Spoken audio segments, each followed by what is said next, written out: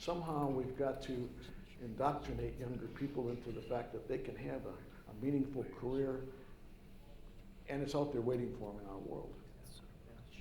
Yeah, picking up on this, this idea of cooperators, cooperatives across time. I'm going to ask you to take out your crystal ball and look through a co-op lens. Okay, so basically, you are all visionaries and continue to be visionaries. What do you see in store for your sector? So I'm going to ask a kind of sector-specific question. If we fast forward, you can pick a time frame. I'll say a generation, 20 or so years, 20, 25 years.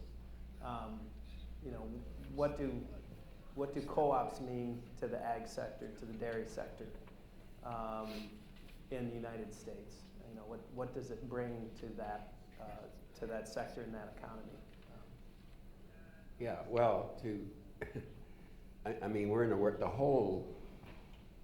all sectors are in this consolidation mode where, little stores are bordered by big stores, and so the purchasers of milk for our farmers, they're getting bigger and bigger and bigger, and more powerful and more powerful and more powerful. The only hope farmers have, to have some bargaining power against that consolidation is through co-ops, and that's why co-ops were formed in the first place, to give farmers some bargaining power. And as I see this consolidation in all sectors, your co-ops are going to, in the ag sector, even more important. I mean, and it's not just the buyers of our, it's, we used to go to a food show, and there'd be a whole hall full of buyers. Now they don't even have the shows anymore. It's down to down to a handful of buyers. So to me, it's co-ops are even going to play a greater role in this consolidating world. That makes sense. Other Dick or Terry? For me, and my thinking about the food sector, it's about scale and how to achieve scale in doing what we do and maintaining our values at the same time. The natural food co-ops, the ones that were founded in the 1970s, really brought to our country ideas of safe food and healthy food, but it was on a small scale. And before we had the internet and Amazon and Walmart and these huge scale players, that we were able to affect the eating habits of people, and I think had a big effect on the health of the public. But we're dwarfed now. We still have something to say, and important things to say, but how do we move from being relevant in a 10-block area to relevant in our country? That's the dilemma. My crystal ball is fuzzy on that. Is yours crystal clear, Dick? Yeah. Thanks, Terry. I think credit unions are placed in a position that should be the envy of everybody in the cooperative sector, anybody anywhere. We see the banking community continue to shrink, the number of banks going away. They're merging into bigger and bigger and bigger organizations. The bigger they get, the less personal they are. The more the decisions are made at some corporate headquarters as opposed to local, where they could deal with the people locally. Credit unions have an amazing opportunity to fill that void, to make sure that they are the ones responsive to the people. They serve the community they live in. They're owned by the members themselves. Credit unions are so well positioned for the future. I wish I were 50 years younger. Yeah, and I'm a little more of a generalist, Yeah. but credit unions are a great example of a model that can be replicated in many different communities and across the country. And we all know food co-ops did it too, and electric co-ops, dairy co-ops. This is how we got to scale in those industries. I don't need to tell you that. I do think that the opportunity to create models that will replicate themselves easily is out there, and I think probably related to sustainability and green energy and this new generation that really is going to have a lot of challenges in front of them. And so I do think that a crisis often breeds action.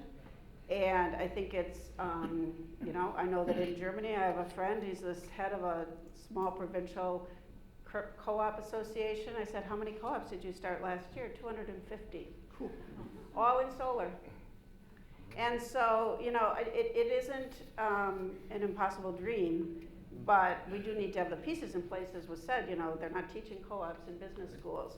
So of course, we need to work on infrastructure, but when the time is ripe, I do believe that if we're ready, we will see a huge resurgence, and my guess is that it's going to be in energy and climate related. Okay. All right. Great. Yeah, thanks. Okay. Next question is about your a little bit into your leadership experience in cooperatives.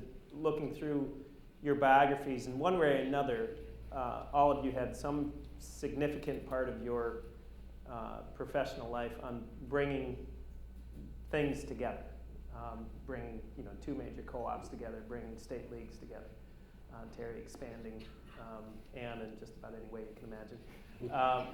That for everyone here, how what did you find? What did you find is the most successful tactic or tactics in having members,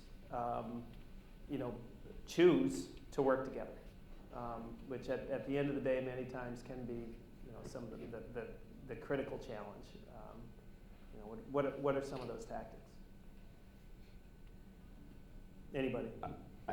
It's got to be something they really want to do. Yeah. Mm-hmm. I mean, and oftentimes, I'll take a merger of agricultural cooperatives. It happens when one of them has a really serious financial problem. And so that causes a merger to happen. And I've seen that happen many times over, Yeah. I mean, necessity is sort of the mother of invention, Right.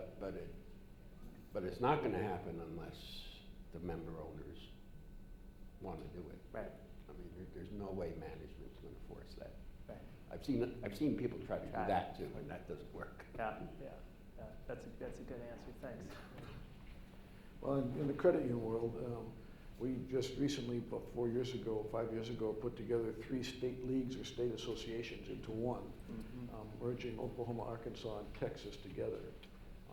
The rationale then was that credit unions and their management and boards are at nationwide conferences, they talk to each other, and they expect a certain level of service from their state association.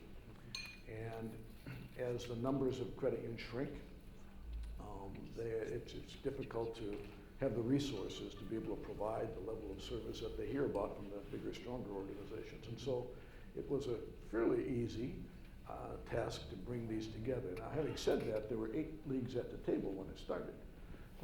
All the rest of them could very well have benefited by being at the table, but for pride, for it's going to cost me my job, and for reasons that weren't in the best benefit of the member, many disappeared from that table, but the 3 that came together have created this very large, successful organization. And so the members are better served because resources are centralized and can be used across all 3 states. And again, I guess back to Rich's point, it was eventually they recognized this was something that they wanted to do. Right? I mean, that's and I guess and I want to hear from the other inductees here, but the question, how do that balance of, do you get them to want to do something, or do you just, or do you come to try and figure out, well, we're gonna figure out whatever they want and I'll do that, that's that. Sometimes it takes leadership, right? Right, yeah. Get around to that, yeah. Terry, your hand, thoughts? Yeah, we have, I'll give you a little creation narrative. In 1992, at the Consumer Cooperative Management Association meeting, we hosted John Mackey, who's the CEO, or I don't know what his title is now, of Whole Foods, but he was the founder of Whole Foods. He came and he talked to us, co-ops, and he told us exactly how he was going to put us out of business. He showed us slides, and he told us what his strategy was, and we came out of that meeting and decided, oh, we're gonna combat it by getting together and creating 35% of market share. Well, it's very hard to create 35% of market share out of nothing, but there were some visionary leaders in that room, and some of them were in the Twin Cities, and they got together and they formed a cooperative grocers association, and we did the same in the Northeast right after they did, and ultimately formed the National Cooperative Grocers Association. Now that had happened in the same year that the Twin Cities group had tried to merge a bunch of co-ops. At one time they had 28 co-ops or some crazy number in the city, and they tried to merge a bunch of them, and that failed. So the members said, no, that's not what we want. Right. But what did they want? Well, they wanted cheaper food, and they wanted better systems and all that kind of stuff. So we figured out or actually the people in the Twin Cities figured out a response where they could get the power of a larger organization through cooperating together. And so, in the food world anyway, we owe the people in the Twin Cities a lot of thanks. I guess I'm going to approach it as a little bit more as a facilitator, getting people together. I did work with it started out with 3 dairy co-ops that wanted to merge, and I'd been in the field for 15 years, and yet I still it was just breathtaking to sit around with a room of, we had 3 boards together, and the level of knowledge about co-ops